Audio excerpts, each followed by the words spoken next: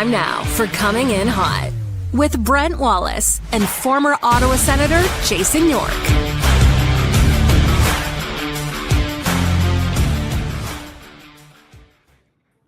Good Monday morning, everybody. Brent Wallace alongside Jason York, who's in parts unknown, and Graeme Nichols from the Hockey News. Nice to see both of you. Welcome to the show. See you too. It's been a long time. What, 12 hours?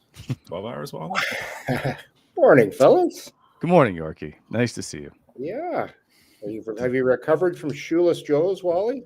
And their high stress situation? Listen, I would just like to. Okay, I'm going to ask you one quick question before we move on about Shoeless Joe's. How much did you help in either setting up or taking down any of that equipment? Well, here's the thing. Just answer the question. Here's the thing, Graeme. You can only help somebody if they want help. Yeah. I think you're a stress addict. An addict can only be helped if he wants help. And I don't know about you, but I sat there after we were at Shoeless Joe's. We had a great time. Thanks again to Jeff and the staff there. Wonderful. And I'm like, Wally, can I do anything? No, I'm fine. Wally, can I help? No, I'm fine. Wally, can I take this? No, I've got it. Yeah. And that was after he was bought a shot. Okay. One of the listeners. Yeah. Can I do something? No. He was a ball of stress. But I think he likes it. I think he likes doing it on his own, because then then he can turn around and like on shows like this and say, hey, yes. Where were you guys? What were you doing? Right there. I refused to leave. Because I knew today you'd try and shame me and say you did nothing to help. No. Listen, And in fairness, you have to work the room to talk to people who are there. That's the whole point. Work the room. Lots of the good social people. Butterfly, known as Jason York, has to work the room. That's what on-site locations are all about. You gotta explore the space, talk to people, enjoy ourselves. Like that. How about the teaser though? Jeff brought out those old fashions, and they were just sitting on the table for about 25 minutes. Why couldn't we have one of those? As we have some kind of old fashioned rights, we can't put them on. We have we have a clause in our contract by one of our sponsors. We are not allowed to consume alcohol on the show. We're actually not even supposed to swear during the segment. The entire there's no swearing allowed on the show. Like we have a swear in our particular one segment of the show. We're not. Yeah. Okay, gotcha. Yeah, but we can swear because Wally, I've heard you curse before on this show. Not often, but you'll curse. Casual F-bomb dropper for sure. He's a casual F-bomber. This show, by the way, brought to you by Bet365 before I get fired. And by the way, Shoeless Joe's was fantastic. Great. The response was overwhelming. There was no seats to be had, and everybody was enjoying it. We gave away a ton of prizes. But yeah, you did nothing. And so here's you asking to do something is one thing. You wanting to help is another. And then you actually doing it and doing it right is a whole other thing. So I might as well just do it myself by the time I ask. It's not hard to carry something to the car. I was like, can I carry something? No. You're kind of like my house when after dinner time and we're in the kitchen, my wife and I, Laurel and I are in the kitchen, and I'm like hovering around the dish area, and I'm like, she's like, you're not helping. You're just standing here in the way. You're not. It's kind of similar to Wally after a show. He's like, it's his area. Stay out. Everybody stay out. And then you should have seen him before the show. I went straight after Coach Green's availability at like 3:30 from the CTC. I drove out to Orleans because I'm like, well, if I try and write something for an hour and then I leave at like 4:30, 5 o'clock, like I'm not getting there for 6. There's not a chance I'm getting to Orleans from the CTC at 6 in rush hour. No chance. Wally is there and he's just frazzled. Like it looks like his brain is fried. This is not true. It is true. You're at the table and you're both stressed. So I loved it though. Listen. No, I'm glad you loved it. I'm glad you loved it. Why I may have a minor heart attack. At least I got the first aid guy near me. The second thing is, if this all goes down, nobody's looking at Yorkie or you going, fix it. In fact, both of you looked at me. So I just have to make sure it's all done. And by the way, I know you may not know this, but I'm not a big technical guy. No, me neither. Whoa. We're trying to work your AirPods this morning is a whole other story. Okay. We got to get to the game. We finally have some hockey to chat about. But before we do that, we have a contest I'm excited to tell you about because You can't just buy these tickets. And when you win them, you can't sell them either because your name goes on a list and you have to show up with your name. So here's the deal. You're going to email the show, cihsends@gmail.com. I'm going to announce the winner during the show. And that's because Prime Video is going to release the season 2 of Face Off on October the 3rd. We have access to an exclusive fan screening with Brady Tkachuk on Wednesday evening at a location in Ottawa. So special screening. Brady's going to come out, do like a 10, 15-minute interview, Q&A, and then we will get to the screening of the episode. So that'll be really cool. So you can't get in unless you have tickets. We have secured 2 tickets. Here's the thing. I tried to have a trivia contest that isn't quickly found on ChatGPT. So once again, email cihsends@gmail.com. cihsends@gmail.com. Don't email any other email because I won't accept it.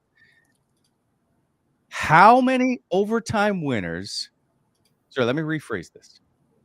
Brady Tkachuk has 25 overtime winners. Which team does he have the most against in his career? Oh, sorry, starting over. Game-winning goals. It's Monday morning. Game winners.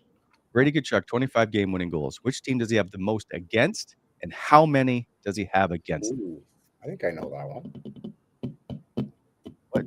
Good question. Yeah, that's a good one. You can't do the Chat GPT on that. So somehow I don't know what delay this is. Did you guys hear me cut out? I did, yeah. You're good now. Okay, so they Shoeless Joe's is the ghosts of Shoeless Joe's are coming back. So it's cihsends@gmail.com. If you don't already know this email, I'm not sure how. Who's Brady Tkachuk have the most game-winning goals against, and how many is it? Okay. All right. Here we go. So we're moving on. As we do that, let's just take care of some business before we get to the Sens game tonight. Or sorry, the Sens game from last night, which Graeme and I had to sit through, and then Graeme just complained the whole time. This show brought to you by Simply Spiked. You can't respond. I got to get through this. Gathering with friends is about creating memories, and you want those memories to last forever. Enjoy every juice drop all season long with Simply Spiked. Available in 3 delicious flavors. The OG Summer Classic. Simply Spiked Lemonade is always a favorite. Also, by the way, available at the Canadian Tire Center. Try a sweet and juicy sip with Simply Spiked Peach, or check out the newest flavor. Simply Spiked lineup is Simply Spiked Limeade, perfectly sweet and tart. Don't know which one to try, cherry limeade or blackberry limeade. Why not all of them with the Simply Spiked variety pack? These juice beverages are 5% alcohol, contain real fruit juice, and are the perfect refreshing drink. Simply Spiked pairs perfectly with any occasion, hangout with friends, backyard bonfires, and more. Simply Spiked launched in Canada in 2023 and has been bringing the juiciness since. Pick up Simply Spiked at your LCBO for your next hangout. Visit simplyspiked.ca. Must be legal drinking age. Celebrate responsibly. You said the blueberry lemonade is the best? The blueberry lemonade. Yeah. Limeade, I think it is. I'm going to go have to try that. Let me see. Was it the blueberry? Yep, lemonade. Yeah, sorry. Oh, also, since Jake's right there. Sorry, buddy. Shoeless Joe's. Don't forget, in Kempville and in Orleans. They always have lots of great dishes, daily deals every day. What is today, Yorkie? Yeah, Monday. It's Monday today. It's maybe some, I think there's talks in the works of doing some trivia maybe at Shoeless Joe's. Anyway, Monday is fish and chips.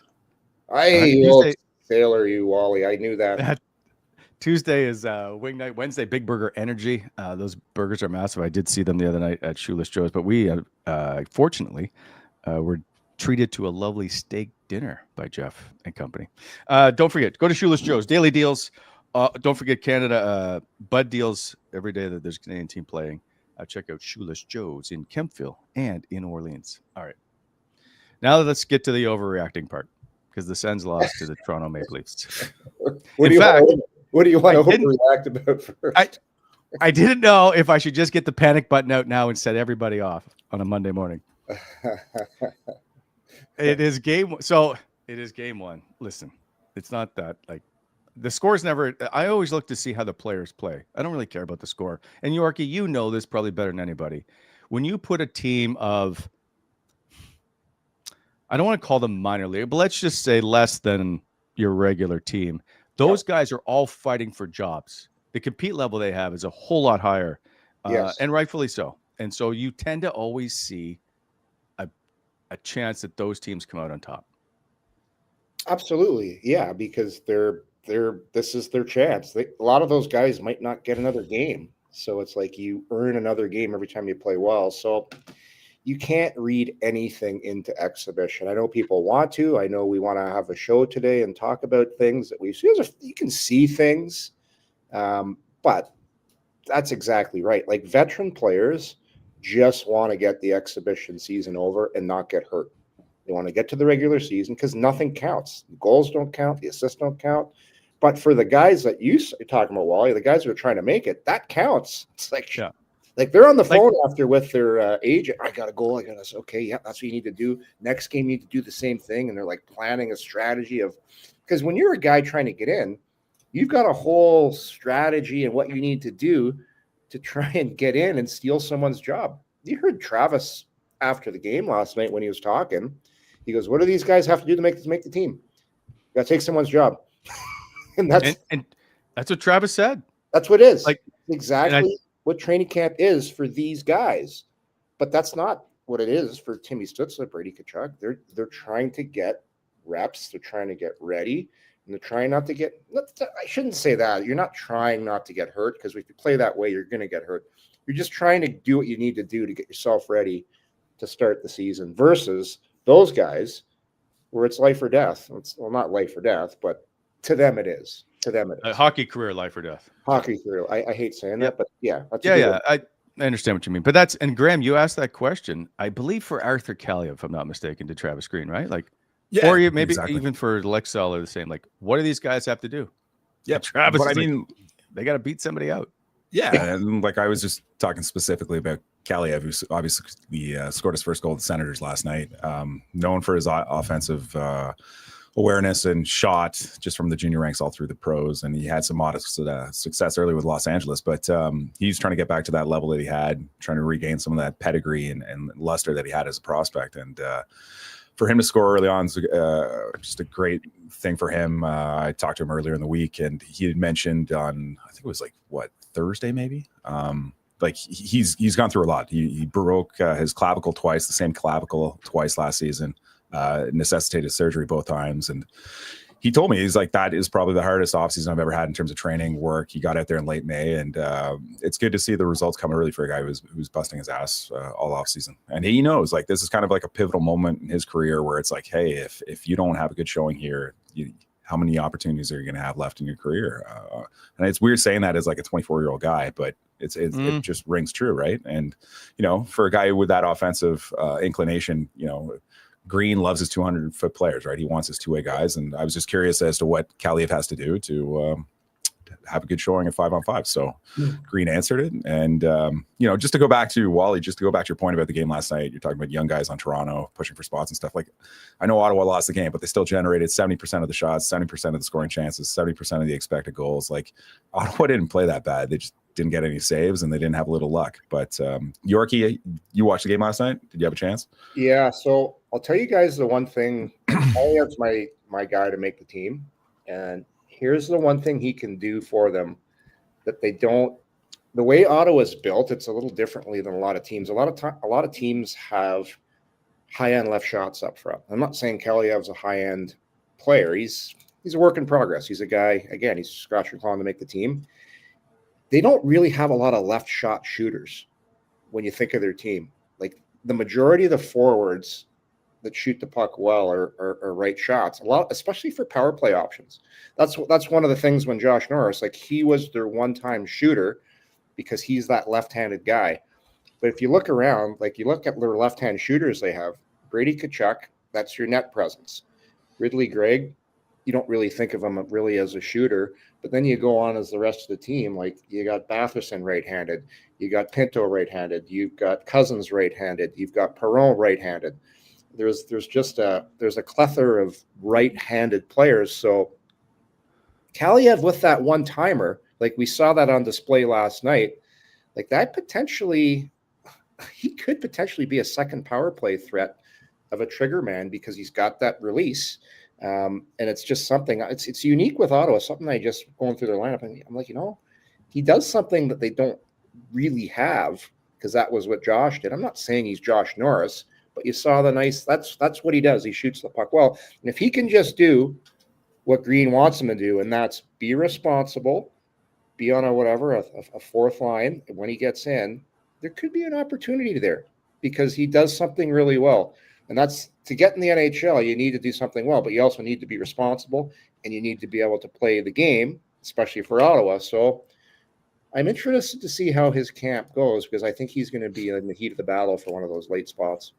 Yeah, and Wally, like we were reflecting on this early in the game. Like one of the things, like you're mentioning left-handed shooters, Yorkie, like Tim Stutzle wanted that. He wanted to make a concerted effort to shoot the puck more. And I think like in the first period especially, Wally, like that was one of the most obvious signs that we saw early. Like whenever he had a chance, he was taking it. He should have scored, I think, on the first shift. Yeah, he should have scored. He probably should have had 2 goals in the first 5 minutes of the game. Like he was buzzing. Just for the record, everybody, we will get to Linus Ullmark. I know that there's been comments made. We're getting to him in a sec. So, and one other thing before we get further is I think the shots attempted block, like shots directed at the net, according to the NHL stats, was like 72-32 for Ottawa. Like they really did control the play. Yeah. So natural stat trick had 50-22 at 5-on-5. Like it was like, yeah. So that like, I'm not concerned about how they played. And just on Tim Stutzle, I will pay money to watch him play. He might be the most fun guy for me to watch. Cale Makar would be another, but Tim doesn't play a north-south game. He has all the confidence in the world to make a play. It may be a turnover. I don't care because to watch him play with the puck, I love every second of it. He might be my favorite player to watch play the game right now. Do you ever see the scene? Do you ever see the scene in Slapshot when the Charleston Chiefs are at the Ice Dancers event, and Denny the goalie's like, "This is art. It's so beautiful when you watch him play." That's Timmy Stutzle. When you watch him play, it's like watching a nice fine piece of art. It's just, he just does in your pantheon, Yorkie. What's in that? your pantheon of like players that you've loved to watch play for the Ottawa Senators, like where would you rank him? Like prime Stutzle against who? Like what's your top 5? You get obviously like Erik Karlsson pre Achilles, right? Yeah. Prime Carl's my favorite. I don't like Prime Carl. Prime Carl. He's right up there. But I'll tell you, I'm looking at like Marian Hossa was just such a hard working guy. He could do great things. Marty Havlat's right there. But Timmy being a Jason Spence would have to be there. Spence was there. I would say after Karlsson, I think I have Stutzle right there because he does stuff in high danger areas with the puck all the time. We're like, okay, what's going to happen here? He's got the puck. He's in it. Like the tight space moves he puts on. That's people don't understand how hard that is to do. Like you're playing against guys that are all taught to go stick on puck and take away time and space. But he somehow is able to navigate in these little spaces. He pulls it up to the top of the blue line. It's just so much fun to watch because I don't know how many guys in the world, because that's pretty well where he's at. How many guys in the world can do what he does at that high of a speed with that type of skill level, hold on the pucks and make those? Not many. Like there's maybe a handful of guys in the NHL that can do those things. Yeah. But that's how good this guy is. Barzal I'd probably put towards. I don't even think Barzal's. I don't even think it's at that level yet. He's not as good. Like I'm talking about tight space, high end stuff. Like how many guys can do that? There's like, I'd like. I don't know. People give me a list of people watching right now. I'm just going off the top of my head. Like there's not many. Obviously, McDavid's McDavid. Like he is the guy. But then you start after him. Mm-hmm. Like it's pretty impressive what he does, and I think he's gonna come out guns a-blazing this year. He's got to have so much confidence. Yorkie's list: Karlsson, Stutzle, Yorkie. Well, tight spaces were not my thing, boy. Oh boy, that's what I'm talking. People, it's so hard to do what he does to have the confidence and the you just have to see everything and like keep the puck on your stick. It's just crazy. And he was doing it with that crazy tape job of his too. Does he still have that same tape job, Wally?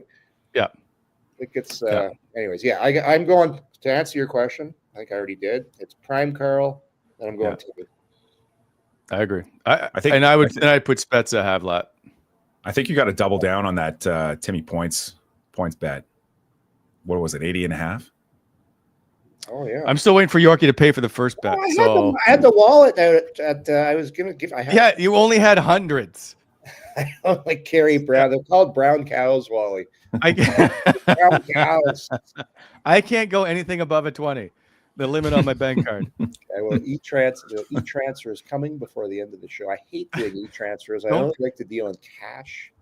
Don't deal. Nobody. It's okay. Carries am I going to get taxed on this, Wally? Am I going to get taxed on this if I do an e-transfer from you? Wow. Like a service fee? I will look into it. There should be. You know what? There's already interest accumulating. Let's get the list here. Who's your guys? Oh, probably the exact same guys that you mentioned. Like maybe I like Prime Havlat was very good, but like Hossa is probably like my favorite player ever. Who's worn the uniform, but I'd have like Spence, like those high skill guys. No, but you picked Carl. Hossa can be your favorite player. That doesn't. No, I know, but like he was entertaining. Like he would cycle the zone like 2-3 times in a shift on his own. Are you buying a ticket to watch Marian Hossa play? Yes, he was very good. Yeah, no, he was very good. No, yes, I am. Yes, I am. Yes, and he played like he played with like Bonk and Verata for stretches. Like he would never like the thing about Hossa that I always loved is the fact that he never played with like the best skilled guys on the team. And like Bonk was a very good two-way center. Don't get me wrong, but he wasn't like they never had like he never played with Yashin. Yeah, he never played with a Spezza. You know, like he just kind of missed out on those windows. But he was excellent, man. Like I don't know. I know like we have a lot of younger listeners and stuff who kind of like started getting into hockey in the mid 2000s when like Heatley and those guys were arriving on the scene. But like Marian Hossa was unbelievable.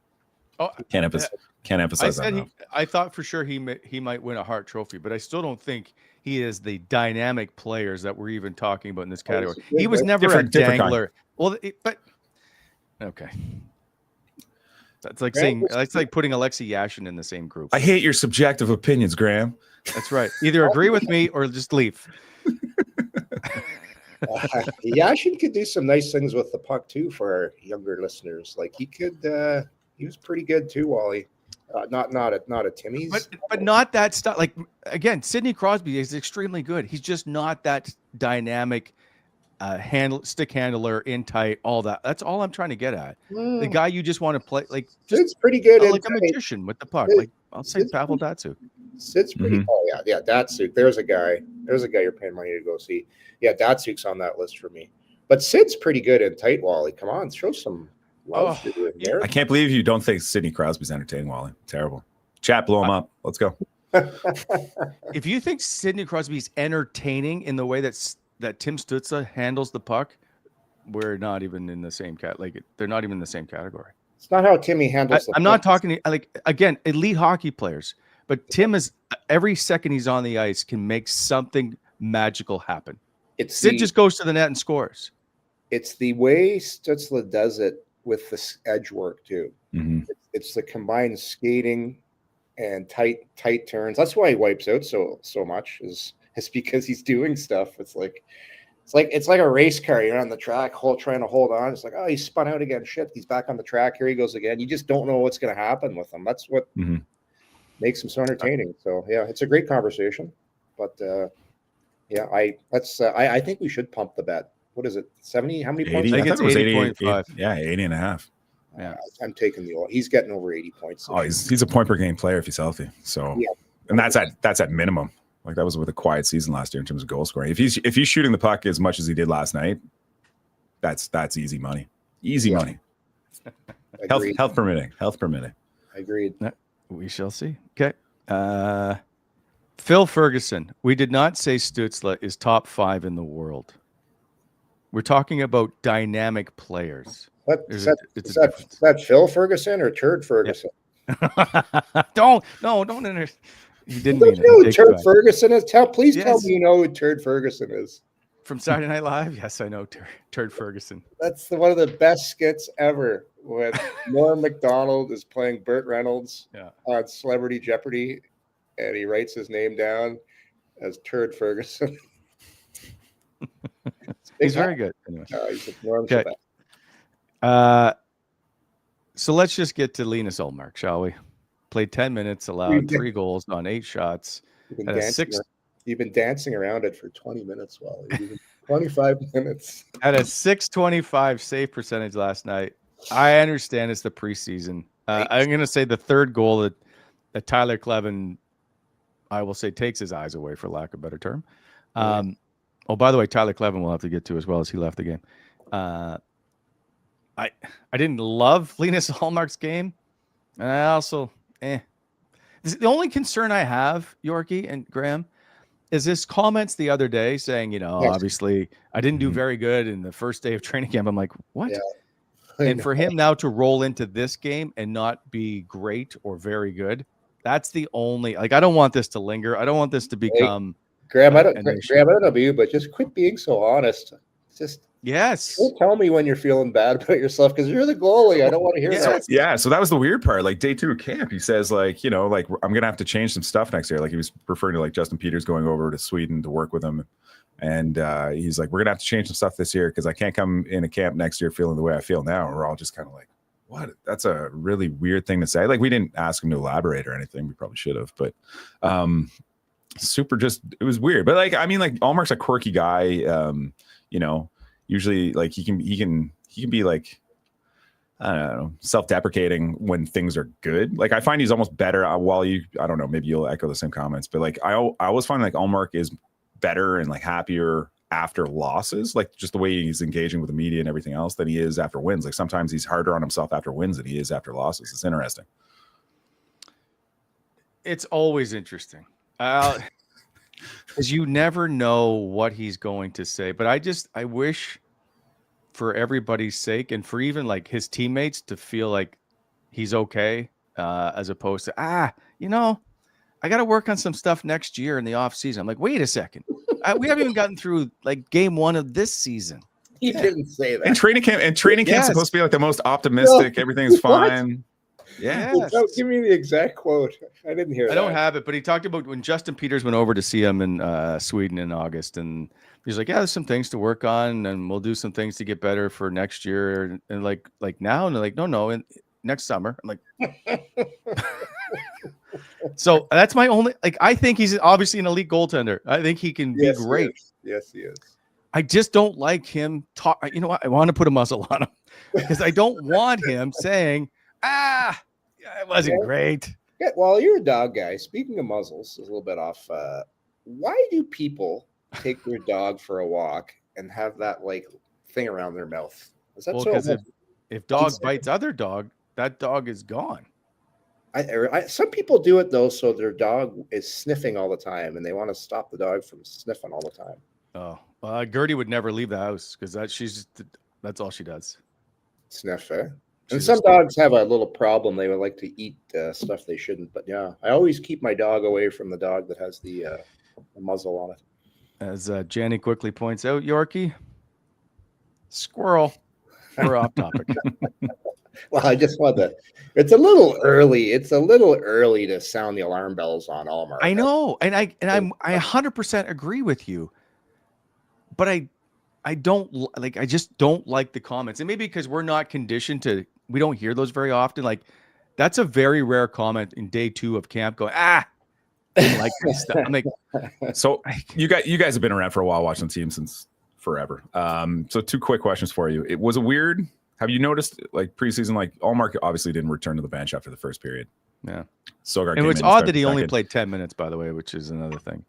Or sorry, 20 minutes. I apologize. Yeah. So that was the other question. It's do you think, Green said afterward, that was always the plan? Do you believe that, as opposed to it seems like the norm is always half a game? So one, do you believe Green's comments? And then 2, was it kind of weird that he didn't come back to the bench? Yorkie, I'll let you handle the back to the bench thing. No, I think 20 minutes was probably the agreement. Let's get you 20, get you some, and then move it up as training camp goes along. I didn't notice with the bench thing, but like I said, it's preseason. I wouldn't read too much into anything. I will say though, just to go back on Ullmark, it's almost like he can't lie. If you ask him something, you just can't. Like it's like you just get zapped. He has to tell the truth. It's like what's that old Jim Carrey movie? Liar, liar. Yeah. Is it Liar, Liar? Where he has to just keep telling. You ask him a question, he just tells you the truth every time. Oh God. So yeah, like I'm not reading anything into this. It's 20 minutes. Yeah, he didn't look good. It's one game. Move along. Right. Get your work in the next day. And it's not a big deal if the next game is good. No. But what if it isn't? It would be one thing if he was an unproven commodity. Like the only thing that would make me nervous with Linus Ullmark in the next how long training camp is here, if he got injured, then I'd be, oh shit. But this will work itself out. Like this guy knows what he needs to do to get ready for the season. He's doing what he needs to do. It's more probably about the practice reps with goalies. And I don't know, like to get into a goalie's head, I just don't think we want to go there. It's a crazy place to go. You don't want to go in because it's just these guys are just. I'm just picturing us just falling through the air right now, like the Matrix graphics. All this, just see like I don't know. It's a place that you don't want. It's a place you don't want to go into the head of goaltenders. It's oh my God, it's crazy. But he knows what he needs to do. Like this guy's been in the league for a long time. He'll be fine. I should say too. Yeah, I should say too. Management. He expressed after the game that management made the call for him not to return to the bench. Like, go get a light workout in the gym, and then that was it. Yeah. So, yeah. Okay, Graeme. Let's not take everything that management says literally. Management didn't say it. He did, and you just said he tells the truth. You just said management told him to go do a light workout. Because that's what he told us. I know that's what he said. That doesn't always necessarily mean that's what exactly happened. But we just had a segment on how he always tells the truth. He tells the truth. And you know for a fact, every time he speaks, it's the truth. 100%. Oh, my God. Straight from the heart. He's not lying. All right. You had a stat, Graeme. I don't know if you finished up. You had it after the first period about the Stutzle line. They were like 7-1, shots 4. Yep. They were unreal. The first line was great. What they finished with, I can find out like really, really quickly. Because I still think Claude Giroux is going to play on that line. Oh, 100%. They finished with 10 shots, 4. So like 10 shot attempts, I should say. So they finished with 4 shots on goal to 0 against, but they attempted 10 shots and then had 4 against, but none of the opponent's shots hit the net, and 6 of theirs missed the net. So, but I should also say the fourth line of Kaliyev, Unique, and Ollie Lixell. That's they not had the 9 fourth line. No, I know. Well, I know, but like that line actually, they did really, really well last night when they were on. They dominated possession time, which is great. I wasn't paying attention to their numbers at all, but yeah, it's encouraging. Like Kaliyev's line, they territorially, they actually played really well. Those are guys that all basically want to play. Yeah, but you know what, we haven't talked about him at all. But Ola Lixell was unbelievable last night. He was very good. He was very good. I was with his skating and like just attacking the puck, getting in on the forecheck and stuff. Like, yeah, he can move. Like he can skate. Like he's going to be an interesting player because like he wasn't on my radar of guys to watch as like prospect of 13 forward options. But yeah, if he plays like he did last night, he's going to make the decisions very difficult. How big is he? What's his official size? Who? Lixell. Official size as of right now. Don't call him Ollie. That's the other thing that we learned last night. Why? No, that's not true. He said you can call him Ollie because that's the North American way, but the actual way is like Ola.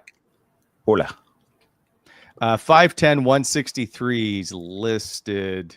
Yeah, Elite Prospects has him at 5'11", 180. So yeah. Everyone's not a huge guy, but yeah, he was moving pretty good. He was disrupting with his forecheck and stuff last night. I don't know. He looked good. All small guys heighten on those websites. NHL, yeah. So the NHL.com as of right now is 5'10", 163. I'll check the official roster. One sec. A lot of times the weights are wrong, and it's all guys are coming Steve in. Martin's size. Oh no, Steve. We're going way back in the Sens time machine for Steve Martins. Every time I think of Steve Martins, I have never seen anybody get hit as hard as he got hit in my life. One game against the Buffalo Sabres. It was right like at the blue line. It was like a video game. Who hit him, like Bugner? Michael Pekka. Oh, okay. Michael Pekka blew him up with a hip check at the blue line. And it was actually kind of funny because Martins was like built like a gymnast. He was like probably 5'7". Like maybe 5'6". He got hit, and Pekka got him low. And you got to get really low to get Martins. Martins went airborne, like probably 6 feet, did a flip, landed, and all of a sudden I was like, "Is he dead?" Sprung back up, and like Andre Waugh. After that, we were in the dressing room, and we were talking about Martins because he gets up after, and he's like running really fast. He's pretending he was playing a video game. He's like and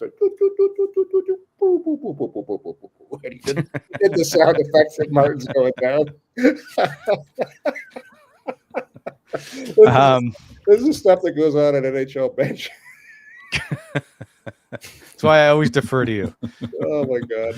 I to this day I've never seen a guy catch that much air on a hit, land. I actually think he stuck the landing right back up and hustled back into the play. But that's one of the biggest hits I've seen and saw that live. You could just hear it, like you could feel every second of it. It's funny because I brought it up. I was going to say you mentioned him last night. That's weird. Steve Martins. Anyway, two Steve Martins references in less than 12 hours. So he had the best nickname too. We had the best nickname for him. It was an old Lion King nickname. We used to call him. What was the name of the Pumbaa? Pumbaa? We called him Pumbaa, the warthog from. Some guys used to come into the dressing room and sing the song "If I Was a Warthog." See, there's a nickname. There's a nickname that's some thought. He was kind of built like a little warthog. But, he was solid. I don't know where Martins is. He's in Ottawa. He's a Gatineau guy. Oh yeah, yeah. Is he? He's from the area. Yeah, he's from the area. Right. Tyler Clevin injured last night. I'm pretty sure he had an X-ray done. That looked like an ankle area, and Travis Green didn't say, like, he goes, well, he left the game, so it's not great. That concerns me a little. You guys just got to go ask Ullmark. Right, what's oh yeah. Don't bother going. Like, Travis isn't going to tell you anything. Go to Ullmark. That's my only concern is he hit hard backwards into the boards. Sportsnet didn't show another replay of it, but it's ugly. Early third period. But he was walking around the room after the game, like when we were doing our scrums with the players, right? Like he was around, so he was. Maybe that's a positive sign, but no, like it's positive. I just don't know how bad it is. If it wasn't really, if it was no big deal, wouldn't have Green just said, But maybe he hadn't checked with trainers at that point. Like, I don't know. I'm just spitballing. He would have known. He said he left the game, so it's always serious when you leave the game. But I don't know. They took him out too. Who knows? We'll find out. Yeah, the Sens have today. It's also the preseason. Like, it could be precautionary too. Like, I don't know. It's an easy answer. Just go ask Linus. I can't wait till you start coming down to the arena. That'll be your new merch line there, Wally. Just ask Linus shirts. Ask Linus. I lost my train of thought. The next person I'm going to bring up, I don't even know anymore. There was another player. What else? Sogard? No. Were you impressed with Sogard? Like, for a guy who's like probably competing for, I don't know, third string. He had 11 saves on 12 shots. I didn't like the goal he gave up, but I'm going to be honest. Like, I don't really pay too much attention when I don't think that those players are going to be lined up when the regular season draw. Like, I'm more concerned, how does Merilainen look? Merilainen has to play his way off that team. Yes. And so we'll see how. Like, Sogard was fine. It's that would be like, after I've already just poo-pooed all over training camp and said doesn't matter, Right, I get that. Like, I agree with you, Wally. With Marilainen, got a little bit of pressure on him at camp, like, because now you come in. It's different when you're kind of parachuted in the season because you don't really have a lot of time to think about the situation you're in. Mhm. So now he's had all summer. Going to come to training camp, and it's his job. The backup job's his job. So I agree. Like, there's pressure for him. There's always pressure, but to go and have a good camp. Because imagine if he goes in his first start and has a period like Ullmark just had. Mhm. Then you're saying, "Oh, okay." I always go back to like the comments that like David Bell had last year when we talked to him when Belleville came into town. You ask him about Levy and like his attitude and his work ethic after like getting sent to the minors after his like string of success in Ottawa last year, and he's just like, Levy is Levy. Like nothing phases the kid. That's good. So like I don't know. Obviously, there is a bit of pressure on him to perform at a high level because I don't know if they have a credible good third option. But yeah, there is a bit of pressure. But I think based off the sample size, what his teammates and coaches say about him and his mental fortitude, like I don't think I'm concerned at all about it. So we'll see. I think he's going to be really good, but you never know. You don't know for sure until you see, because there's a ton of guys. Everybody prepares, and everyone's, especially goaltenders. I think he'll be fine. But I'm just saying it's just different. That's why you see guys come up and have little. I was told this by a very wise man, Wally. They used to tell you this all the time back when they used to be hard on players. They'd say, "You guys," I think this might have been Craig Ramsey, because everybody thinks it's hard to make the NHL, and it is. It is really hard to make the NHL, but it's even harder staying in the NHL, because once you're there, you got a target on your back. Somebody trying to take your jobs. People are coming. But Mad Sogard had that spot and lost it to Marilainen because Sogard was regarded as the next guy. But the organization believes and feels, I don't know if believes is the right word. They feel that Marilainen's away from the off the ice, the way he approaches everything, his work ethic, all that stuff, as a huge contributing factor to the way he has played on it and why he's been successful on it. He's just simply moved past of Matt Sogard at the moment. Yeah. I'm just saying, you can be as good and all this off the ice and all these things, but then that you still have to come and prove it on the ice, which I think he will. Like I'm with you guys. I've talked to all the people, watched him. Like all signs are pointing to him being a stud goaltender. So we haven't focused on the defense at all. We had our first look at like Jordan Spence last night. We had our first look at what? That's my topic. I forgot. I need to get to, or I'll forget again. Well, I just cycled to it, so we're good, right? No. Okay, you do what you want then, Wally. You go. We forgot. You go. Thank you. I appreciate that. By the way, get your answers in. We'll be giving away the prize here shortly. That is email cihsens@gmail.com. Of all the game-winning goals that Brady Tkachuk has in his career, which team does he have the most against, and how many is it? Drake Batherson had a dream. We've completely buried the best story of the night. So we saw that Tyler Kleban lays a big hit, and then suddenly Ridley Gregg has got the puck coming around the net on the way up the wall, and just comes flying. Was it Rafe? Riffai, yeah, Marshall Riffai. I think is he the one that comes flying at him? I can't remember at this point. But then Drake Batherson jumps in to help Ridley Gregg, if you will, and then David Perron comes in on top of that and falls. It was very awkward. Anyway, I just remember asking Ridley if he could talk about noted pugilist Drake Batherson, and he's like, Drake told me he had a dream that he was going to get in one.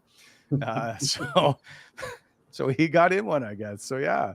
Anyway, I think that that just. We always talk about what it means to stand up for your buddies, but those guys are pretty tight. I think it means a lot for Ridley to see Drake step in there. I still have no idea where the Phantom Slash came. I didn't see it, but I don't know if it's weird. After the play or what happens. But that whole sequence of events was weird. But it's great to see the guy standing up. David Perron last night was running hot. Like there was that sequence. There was that sequence there where he jumped third man in, and then there was one behind the net. I forget who he tangled up with. Yeah, he got the unsportsmanlike, and he was just for a preseason game playing Toronto. Like would have been nice to talk to him after the game, see what was going on. But Yeah, it's kind of spirit uncharacteristic. animal.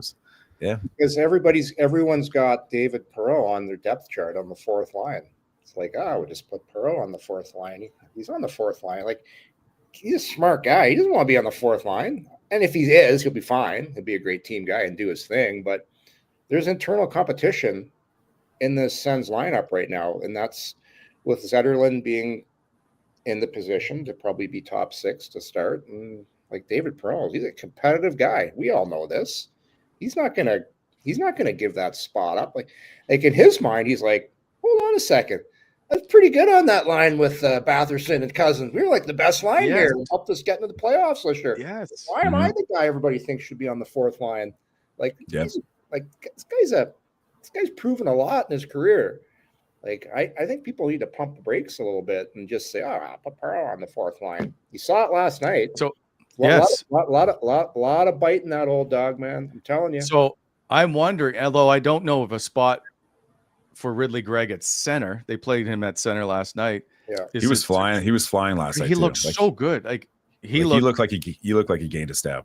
Yes, but he was extremely noticeable. Yeah, he's gonna have a good year. Wally, did he look? He looked at like in the dressing room after. He looked physically bigger. Like he's grown a bit. I liked everything about him last night. Like I'll say his size, the way he just looks more filled out, if you will. But mid-season form, getting punched in the head by Pizzetta, yeah. Like I thought he was great. Like he would have been. I think he was, for me, the best player on the ice. I know Arthur Kelly had a good game, but I need to see like what Ridley Gregg's going to be able to do, because we argue. Lots of people think he's a second line or a top 6 forward, but like there's at some point you got to figure out where to put these people in the lineup, and moving him to center is interesting for me, because I was thinking Yorkie, because of him moving him. Are they maybe going to consider Shane Pinto on the wing? No, Cousins would slide before Pinto. No. Well, we've discussed this in the show previously. Yeah. Yorkie's brought it up. It's not crazy. Mm-hmm. Wow. Yeah. So, there's options. Like you've got a lot of guys. Like I know Claude takes draws. He's primarily a winger, but Greg can play center. It's just then, what do you do with your slotting your centers? And I have no doubt Pinto could play on the right wing. Centers can play any position. It is a little tougher taking pucks off the wall, and you're a little bit blinded when you got the blinders on when you're playing the wing. Like I played the wing for 6 weeks in the minors. It was crazy. When you go from defense to playing wing, you're Chris Phillips. I had a run, Wally. I had like I scored 15 goals that year, and I think I threw 11 up when I was playing wing. Like I loved it. I'd roll off the wall, a little half clapper goal. But when you're playing, got to be a black and white video of this somewhere. When you're playing the wing, it's like you can't see like you can if you're playing defense or center. So everybody thinks it's easy, which there's less responsibility, but things come at you so quick. The toughest thing with playing wing is when you get the puck on the wall and the D come down on you. Like you got to be like, that's a massive adjustment for guys. But I think Pinto could do it. There's just options for you. But I think Cousins. I don't see Cousins going over to the wing. Like he to me, he's. I don't either. Yeah, so we'll see. Good to have options. Okay, quickly, because we'll have to. Graeme. Sorry, Graeme wants to talk about the D, and then we gotta move forward here. Well, do the reads first if you want, and then we can. Finish that. But I know, like, I thought Jordan Spence played a really good game. I think, and I really liked him and Tyler Clevin together. You can see the upside for sure. Like the way he moves the puck, the way he skates, he's like what you had hoped Eric Brandstrom. I think I mentioned that to you last night in the press box. It's like what you hoped Eric Brandstrom would be. Just like a guy who can skate, good gap control, plays the guys well. Like for a guy his size, like he's 5'10", listed at 5'10". Yeah. He's a competent. You can see he's a competent guy. But he moved the puck, made a couple of like turnovers, had a shot blocked on the power play, went back the other way. Toronto got a breakaway out of it. So there's a few small things, but I thought he looked sharp. I think you can see the promise there for sure. The Brandy's right where he should be. Like he is going to have a blast in the Swiss league. Big ice. You have a latte. Nobody's forechecking you. It's fantastic. It's going to be. He'll enjoy his life further. But yeah, Spence. I think Spence is legit. Mm-hmm. Like he doesn't play little. Actually, I liked Lassie Thompson last night too. I know, like on the score sheet, you don't see anything. You don't see anything at all. But I was impressed. Like, I was waiting for the one-timer on the power play that never materialized for him. But I thought 5-on-5, like he looked fine. And for a guy who's the knock on him coming in was like skating, defensive aptitude. But he's got to pivoting do and stuff. something. But like, yeah, but I mean, like he's fighting for pecking order minutes, right? So like if he's the first recall at a Belleville ahead of like a Yakinchuk or something, like that's what he's fighting for, right? So no, we're not starting this morning, are we? No. It's just pecking order. That's all it is. And I think that's the pecking order stuff, right? I'm not saying he is. I'm just saying, for guys like even like Oscar Pettersson, Lixell, all these guys, like they want to be the first recall. If they don't make the team, they want to be the first recall. And I think like there was some encouraging signs from like a lot of those depth guys. I like Lixell over Kaliev only because I think he's a better defensive player, and it's where I think they're going to need him. Like if there's an injury to the top six, I'd probably see. I would like Kaliev would be but I think Lixell is that type of. I think he can be a really good third line winger. And Zach McEwen, I thought was fine last night too, right? Like that's another guy competing for that 13th spot. Like he was.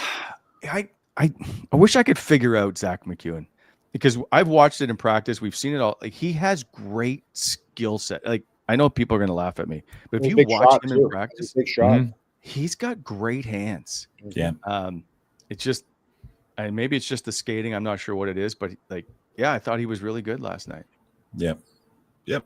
And I had it like you're speaking about a skill level like Wally. Like I told you this last time when we were talking about him. Just like you watch him in warmups during the game. Just he's flicking the puck up like 50 feet in the air. Like he's going on the half wall. He's taking the puck, putting it on his blade of his stick. He's flicking it up 50 feet in the air, catching on his blade. And I asked him about it last season. I'm like, man, like you've good hands. He's like, yeah, but you got to realize like we were all the best players. Like to make the NHL, like we were all the best players on our respective hockey teams, junior teams, like growing up. So like this is, like we all have skill. And it's like I think you're kind of like downplaying like how decent your hands are, man. And he was just very, very modest about it and stuff. But I think you're right, Wally. Like there is a bit of skill set to him. Like he can shoot.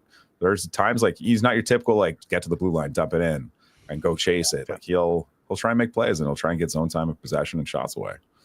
It's an interesting dilemma. Yeah. He's very skilled. Well, McEwen's a very skilled guy. Like people don't understand. You put Zach McEwen on your beer league team, he's probably going to score 20 goals that night.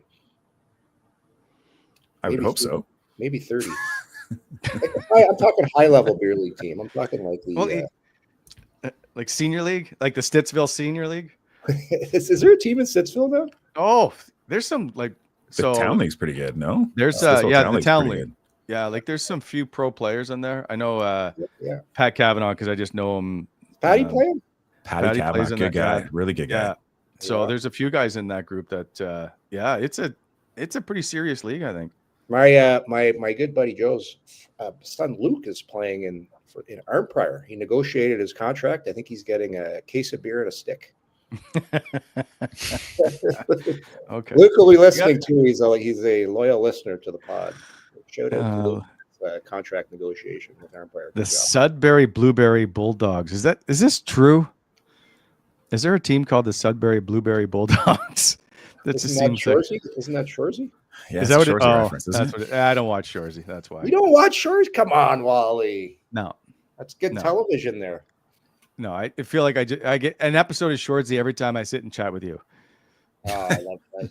I actually went through the first season pretty quickly. I got to catch up to the most recent. But you know what I'm on right now, just to change subject a little bit. I'm going to give people a must-watch. This is Yorkie's must-watch streaming show right now on Netflix. Well, you're going to love this. Graeme, I think you'll like it too. It's called Black Rabbit. I just watched the first episode last night. It's pretty good, eh? I haven't heard of it. Yeah, Black Rabbit. The problem with the show starting is they need to lay all the groundwork, and so the first episode, you're like, I know it's kind of lame, but it's got legs. It's got legs. Because it's a black rabbit, it has legs. It's the people from Ozark there. It's Jason Bateman, or is that Jason Bateman's in it, and Laura Linney, who was in Ozark's the director. It's awesome. Jude Law, right? Jude Law's in it. Yep. Good I don't acting. want to just watch it, Graeme. Watch it. Well, like, Fox. what's the premise? It's like it's obviously a drama of some kind. It's two brothers that open up this restaurant and all kinds of calamity ensues. Okay. Calamity ensues. Yeah. Okay. Okay. Yeah. Things get nuts. Yorkie, I need you to. Can you do some work now, please? Or do you want me to do it? I got it. I got you. Okay. Are you letting him do work? You're finally letting him do work? Well, he's got one thing. This is a good full circle moment. This is a great full circle moment here. We did two things. I gave the lock of the week for streaming Black Rabbit. Now we're going to do BEI. There we go. BEI, our good friends, the ones helping to shape the Ottawa Valley. They're looking for help. So if you're a welder, laborer, mechanic, or concrete pro, BEI wants to hear from you. They've got positions for mobile welders, quality control techs, 4 persons, and more. BEI is a heavy civil contractor doing big things in both public and private sectors. So if you're motivated, love working outdoors, and want to be part of a winning team, send your resume to hr@monasherexcavating.com or visit their website, BEI, helping to shape the Ottawa Valley. And of course, this show is proudly presented to you by Bet365. Whatever your bet is, it's never ordinary at Bet365. Download the app, get in on the game, and use code NATION. It must be 19 or older. Ontario only. Please play responsibly. If you or somebody who has a gambling problem, visit connectsontario.ca. Gentlemen, we've gone through the week looking at perhaps Sens who are going to have big breakout years. I found an interesting one today. Who's going to end up with the fewest points in the league? The worst, basically, record. Ooh. Who would you put money on to end as the last team in the National Hockey League this year? Oh, good question. Chicago is the odds-on favorite. San Jose is second. Pittsburgh is third at plus 850. The Kraken, the Bruins, Ducks round out the top 6. The Ducks have some talent now. They're well, one of them's still in Ottawa. Oh, that's right, eh? Man. He'd look good in the Sens uniform, Mason McTavish. The question is, what would you give up to get him? Because it's going to hurt your lineup. Yeah, it would be a massive trade. It'd be too many. Like, pieces. would you not have to do Shane Pinto? I'm not trading Pint, Daddy. No chance. Would you trade Dylan Cousins? But would that be enough? Oh, that's an interesting one. I don't think I would touch. I think I would start the Sens. I don't think I would disrupt the chemistry and the mojo they have going on right now to do that and change the dynamic of what you built from last year. Like they did their little tweaks in the summer. They brought in Spence and they brought in Lars Eller, who's going to hopefully be back soon from the surgery. I don't. It's one thing if they get off to a horrendous start and things aren't going well, and then you start thinking about stuff like that. But I think right now I'm not doing anything. All right. So okay, can we go back to the question I started with? I'm going Chicago. Okay. No, sorry, switch that. Give me the Sharks. Oh, the Sharks. I like the Sharks better than the Kraken. Like Lane Lambert's in Seattle now, so they got a new coach, so maybe they'll get a bump there. Just playing hard for a new coach. But Seattle, they don't have enough dynamic talent, no? And Grubauer is like the goalie. I don't know. Grubauer, Decor. So here's what I'm going to do. I'm going to pick the Pittsburgh Penguins because at some point they're going to trade Sidney Crosby, and then they're going to just trade everything. Yeah, but like people anticipating them trading Carlson. Like there's a lot of stuff that just hasn't materialized. I don't know. I don't know what they're going to do. You think Kyle Dubas wants to go down in the man in history that trades? Okay, well, or does Kyle Dubas become the guy that allowed this team just to implode and not do anything about it? He's already laid the groundwork, Yorkie, by saying and by Sidney commenting and by Pat Brisson, his agent, commenting. Everybody's now kind of got it out in the open. So if it does happen, you're like, well, we understand why it did happen. Yeah. It's already they're already conditioning you to understand that Sidney Crosby is likely to be dealt. And they need prospects and draft capital. Like they just don't have it. Yeah, they don't have enough in their system. They really screwed it up. They should have traded Malkin a few years back when he was still playing at a super high level, and like That's the guy that I would have dealt probably 3 years ago. Same with like Letang, right? Exactly. It's that, and that's why teams like Tampa stay relevant and stay in the fight. They make tough decisions. Like they made the decision with Steven Stamkos, which I love Steven Stamkos as a guy, as a player, but that was the right decision. Vegas makes like they just like there's yeah, you have to have loyalty, but it's a business, and not enough teams do that. I agree. So I'm taking Pittsburgh to end. Okay, I like it. With the lowest record in the league, worst record in the league. All right, let's pick a winner, shall we? Who's coming to see one Brady Tkachuk live and in person, and then watch a viewing of Face Off Season 2, Episode 1? Oh, by the way, the answer is the Montreal Canadiens, 5 game-winning goals. That's what I thought. He always plays well against Montreal. Yeah, he does. And so, sorry, I just had to come back to you since you were talking, but Eric Thompson. Congrats, Eric. Yeah, we need do we have a clap, Jake? Do we have any sound? Nothing. Hey, Jake. Congratulations. By the way, did you get that picture I sent you from Shoeless Joe's? I don't know if you got that. Oh, look at that right there. Wow, look at Wally. So happy there. We how did Jeff get cropped out though? I think because we wanted to get them. That is a massive steak right there. I think Jeff made sure the chef charred yours a little bit for you too. Look at that. It's I think that yours was well done, wasn't it? it was a great steak. Listen, yeah. I appreciate all the effort that Jeff put into helping me do this show. Yeah. Thank God. Oh man. Thank God I was there to save the day when things went haywire, though, Wally. You were supposed to be there at 6. It was 6:13 when I made a bet with the bartender that you wouldn't be on time. Listen, I don't know how people do that drive out to Orleans in that traffic. Like, it is nuts. Like, are they ever going to widen that road, or are they just going to continue? Well, they got the O train now. We're rolling. Does it even work? Maybe not. I don't know. I don't want to take the O train because I don't know if I'm going to get to where I need to get, and that's a problem. You're fine till it gets cold. Then you don't want to get on it if it's cold temperatures. You never know, Yorkie. It could be today. It could be like, it's down because it's raining. Like, it's so disappointing. It's not affected by the rain, is it?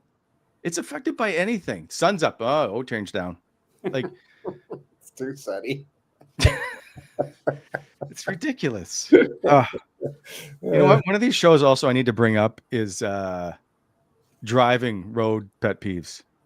Yeah, we're gonna do a show on. It's out of control right now.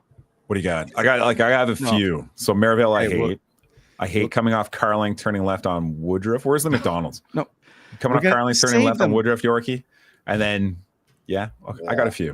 We're gonna save them. Otherwise, basically anyone who's turning in a McDonald's parking lot off a busy road like Bronson or like Woodruff. Oh, I hate that shouldn't be allowed. You shouldn't be allowed to take a left on Bronson into the McDonald's. Yeah. You're just outing yourself as an asshole. You know that gets me? The person that won't. They're turning left at the stoplight. The stoplight's green, and they will not merge out, and they just sit in line. They just want to make sure just they get through, nobody else. Also, do you know what? Today, I just got a new order. Mugs? The mugs are mugs. No way. And they're cheaper. Well, thank God. Like $25 a mug. Well, it's not crazy. It's 20.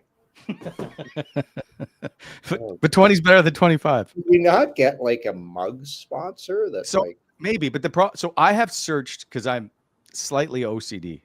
Haven't noticed. And you hide it very well.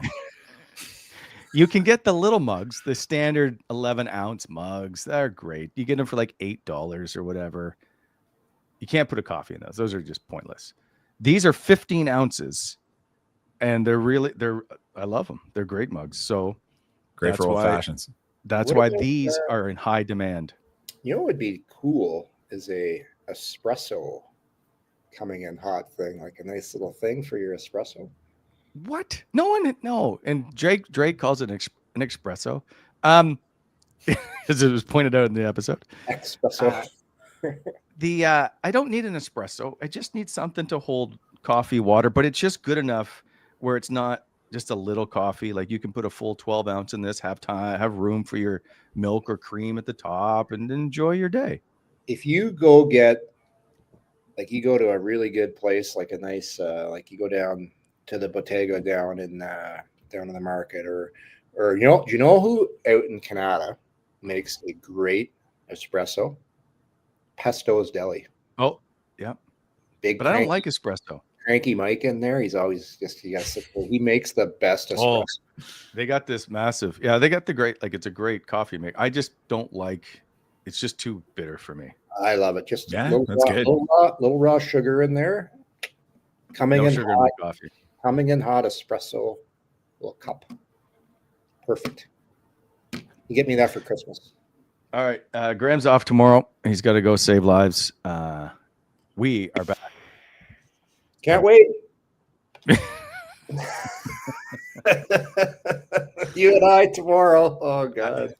There better be a guest. We'll see. So without a guest, so we could just chit chat for 30 minutes.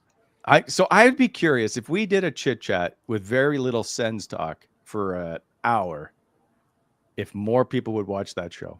I say yes. I say the ratings go up. Let's try it. No, I don't really think no. I don't think no. No, it's not good. I could take you on we could go down the information highway, Wally. We'll just know it's be organic. We won't know where we go. It could get crazy. Okay. Just get me a little espresso coming in hot. I'll need about 6 of those during the show to keep me going. It's not. Yorkie. Last thing before the show ends. Guess who Wally bumped into at the game last night? Ex-player? Just guess. Based off the last week, guess who we bumped into at the game last night? No. Kasper's Dogovans. Thomas Chabot Doppelganger wearing the shabby jersey. Okay. We got to show this guy. Did you get? Well, you have the picture of this guy from the other night. It wasn't on my camera, so I don't have a picture. Okay, we got to. His name's Jared. His name's Jared. Talk to him after the show. Super nice guy. Super nice guy. Somebody took a picture of him, but I got it. We got to give. Okay, but you got to email it to Jake. Don't text it to him. No, the email got to load the picture and everything. So the guy Jared, who we meet at Shoeless Joe's. Who was it? Was it you, Graeme, that called him the right away? No, I think Wally saw him. I think did. He was at the bar early on. I'm like, oh my God! What is Thomas Chabot doing here? And I just referred to him as Shabby the rest of the night. I'm like, hey, Shabby, what's going on? You having a good time? But we got to get this pickup before the show ends because he does look like Thomas Chabot, and he says he gets it all the time wherever he goes. Oh, has he not? Plus, he's wearing a shabby jersey, like. Same old shabby. Actually, I'm gonna tweet it. I'll tweet it out too. Oh my God, that was a good night. Like that was it was a sold out venue at Shoeless Joe's. Yes. Yeah. The crowd showed up, like East End show. Yeah. a lot of Sens folks. And by the way, yeah, I brought T-shirts. There was I expected. I don't know how it happened, but you gave away the other half that wasn't supposed to get thrown away. And suddenly I turn around and there's like nothing left. You said, hey, I'm in the box. And Wally said, just give it all away. Give it all away. I'm like, all right. So I took it. I was like, it's almost like I had a T-shirt gun. I was just whipping shirts into the crowd. Knocking over drinks. Yeah. So we have hitting people in the face. Again, but if you give away 30 shirts. Oh, yeah. If you want to order coming in hot merch, you can go to nationgear.ca and you'll find it there. There's T-shirts, hats, hoodies. If you want a mug, you got to email the show. And Do they have golf shirts? we do not. Oh, there you go. That's the next thing. The next evolution of merch. Jake, did you get that pic I sent of If you texted it to him, he has to change everything he's doing to bring it in. Oh, So you have to email. We've had this discussion. okay, show it. Oh, what's he? Hang on. Pick format not working. Stand by. See, like Yorkie, you're killing us. Like, It's a so teaser Yorkie for just goal. thinks you show up and the show magically happens. Yeah. It's like, get me that one. Get me that. You were like, let's do a show in our backyard. And I'm like, do you know how much gear that takes? well, the show And did. it worked out, but it worked out, and people loved it. So it's I'm an idea, Wally. I'm an idea man. I get the ideas. It's up to you to put it into the production. That's how things work. This is why I age basically once a week. A lot, but another year. Every week I age a year. All right. We'll show the shabby picture. Well, this is show it tomorrow. Show it tomorrow. no. Unless he's got No, everybody's now hanging on waiting for this picture that we've oversold. It's not If you like if it's. you there he is. Yeah. That's unreal. We're gonna have to put a side by side. Yeah. I'll get. I'll We're make gonna have to get a side- shabby side by We should have a doppelganger show where yes, listeners and viewers to just like if you think you look like a Senators player from like the past or now, send it in. Send it in. We'll have Ideas. a This is what doppelganger we- episode. Ideas, Graeme. I like it. You're now number 2 idea man. You think Wally must have a doppelganger in the world, right? He does. Yes, It's Dominic Ducharme. Neil. Oh yeah. I it's, can see the that. guy from Planes, Trains, Automobiles, the old movie when Steve Martin plays Neil Page.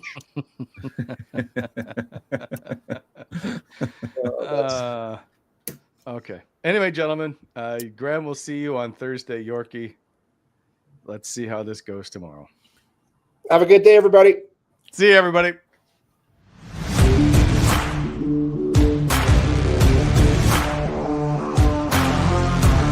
Thanks for tuning in to Coming In Hot. If you enjoyed the show, hit that like button and be sure to subscribe to never miss an episode.